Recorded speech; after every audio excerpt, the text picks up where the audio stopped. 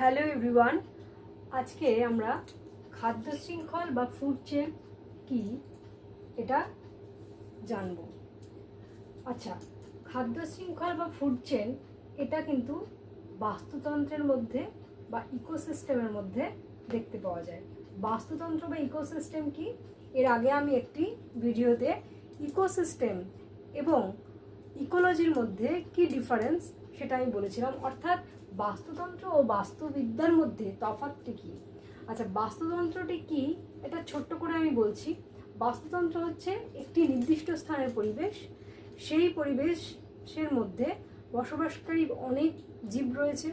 সেই জীব এবং পারিপার্শ্বিক যে পরিবেশের মধ্যে যে উপাদানগুলো রয়েছে, যেমন সূর্য, জল, মাটি, আলো, বাতাস, এই যে জড় উপাদান, এগুলোর সঙ্গে পারস্পরিক আন্তঃক্রিয়ার ফলে, মানে সজীব বস্তুদের মধ্যে পারস্পরিক এবং সজীব বস্তুর সঙ্গে জড় উপাদানের যে একটি সম্পর্ক গড়ে উঠেছে যেই পরিবেশের মধ্যে, সেই পরিবেশটিকে বলা হয় বাস্তুতন্ত্র। ঠিক আছে, এই বাস্তুতন্ত্রের মধ্যে একটি খাদ্য শৃঙ্খল এটি দেখতে পাওয়া যায়। বাস্তুতন্ত্রের মধ্যে কি দেখা যায়? খাদ্য শৃঙ্খল দেখা যায় বা ফুড চেন দেখা যায়। এই খাদ্য শৃঙ্খল কাকে বলে এটা আমরা উদাহরণের সহযোগে আমরা দেখে নিচ্ছি। দেখো, খাদ্য শৃঙ্খল বা ফুড চেনের একটা উদাহরণ আমি নিয়েছি। 1 নম্বর হলো পুকুরের খাদ্য শৃঙ্খল। দেখো, আমাদের পরিবেশের মধ্যে বা আমাদের পৃথিবীতে সমস্ত শক্তির মূল উৎসই কিন্তু সূর্য। এই পুকুরের যে খাদ্য শৃঙ্খল, সেই খাদ্য শৃঙ্খলে তাহলে কি দেখা যাচ্ছে? উদ্ভিদ, সবুজ উদ্ভিদ রয়েছে। যেমন পুকুরে কি কি উদ্ভিদ? শ্যাওলা, ঝাঝি, পানা প্রভৃতি উদ্ভিদ রয়েছে। এরা সূর্যের শক্তি থেকে, সৌরশক্তিকে তাদের দেহের মধ্যে আবদ্ধ করছে এবং খাদ্য শক্তি উৎপন্ন করছে। ঠিক আছে, এই শক্তির রাসায়নিক শক্তিকে তাদের দেহে খাদ্য শক্তি রূপে আবদ্ধ করছে। এই উদ্ভিদ অর্থাৎ শ্যাওলা, ঝাঝি, পানাকে কারা খাচ্ছে? পুকুরের ছোট ছোট কীটপতঙ্গ এরা খাচ্ছে। ঠিক আছে, এই ছোট ছোট কীটপতঙ্গকে কারা খাচ্ছে? মাছেরা। মাছ কারা খাচ্ছে? আমরা, অর্থাৎ মানুষেরা।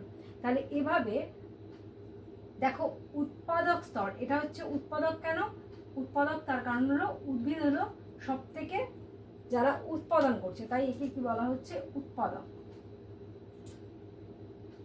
তার মানে কি, খাদ্য শৃঙ্খল কি? উৎপাদক স্তর থেকে ক্রম পর্যায়ে কেন না, ক্রম পর্যায়ে বিভিন্ন জীবগোষ্ঠীর মধ্যে, দেখো, উৎপাদকের পরে একটি জীব কীটপতঙ্গ, তারপর আরেকটি মাছ, তারপর মাছের থেকে মানুষ। তাহলে উৎপাদক স্তর থেকে ক্রম পর্যায়ে বিভিন্ন জীবগোষ্ঠীর মধ্যে খাদ্য শক্তির কিন্তু ধারাবাহিক প্রবাহ হচ্ছে। এটা কিভাবে হচ্ছে? খাদ্য এবং খাদক সম্পর্কের ওপর ভিত্তি করে। কিরকম? দেখো, যখন উদ্ভিদ থেকে কীটপতঙ্গ খাচ্ছে তখন উদ্ভিদ হলো খাদ্য এবং এটি হলো কীটপতঙ্গ হলো খাদক। আবার যখন কীটপতঙ্গকে মাছ খাচ্ছে তখন কীটপতঙ্গ কি? খাদ্য, এবং মাছেরা হচ্ছে একে খাচ্ছে, তাই মাছেরা হলো এর খাদক।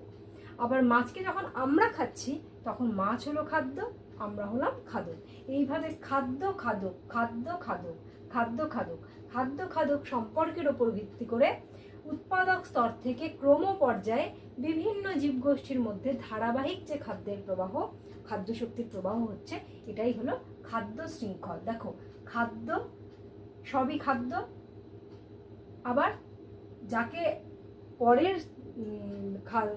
পরের জীব খাচ্ছে সে হচ্ছে খাদক, আর কিন্তু সে পরের জীবের আবার খাদ্য। তাহলে এরকম খাদ্য খাদক সম্পর্কের ভিত্তিতে যে শেকলের মতো, দেখো, অবিচ্ছিন্ন, কোনো ছেদ নেই, শেকলের মতো একে অপরের সঙ্গে কিন্তু যুক্ত হয়ে রয়েছে। শিকলের মতন বাঁধা, একে অপরের সঙ্গে যুক্ত হয়ে রয়েছে। তাই এটা কি হলো? খাদ্য শৃঙ্খল। 2 নম্বর খাদ্য শৃঙ্খল আমরা দেখে নিচ্ছি, বনভূমির খাদ্য শৃঙ্খল। বনভূমির খাদ্য শৃঙ্খলে কি হচ্ছে না, উদ্ভিদ রয়েছে। ঠিক আছে, এই উদ্ভিদকে খাচ্ছে কারা? হরিণ। হরিণকে খাচ্ছে বাঘ। তাহলে বনভূমিতেও কি রয়েছে? এ হলো উৎপাদক, এর থেকে একে খাচ্ছে হরিণ, মানে এ খাদক হলো। এ হচ্ছে খাদ্য, এ খাদক। আবার একে যখন বাঘ খাচ্ছে, হরিণকে যখন বাঘ খাচ্ছে তখন হরিণ হলো খাদ্য, বাঘ হলো খাদক। তাহলে এখানেও খাদ্য খাদক, খাদ্য খাদক, এরকম খাদ্য খাদক সম্পর্কের উপর ভিত্তি করে উৎপাদক স্তর থেকে ক্রম পর্যায়ে খাদ্য শক্তির ধারাবাহিক প্রবাহ হচ্ছে বিভিন্ন জীবগোষ্ঠীর মধ্যে। এই যে শিকলের মতো খাদ্যের যে ধারাবাহিক প্রবাহ, তাই হলো খাদ্য শৃঙ্খল।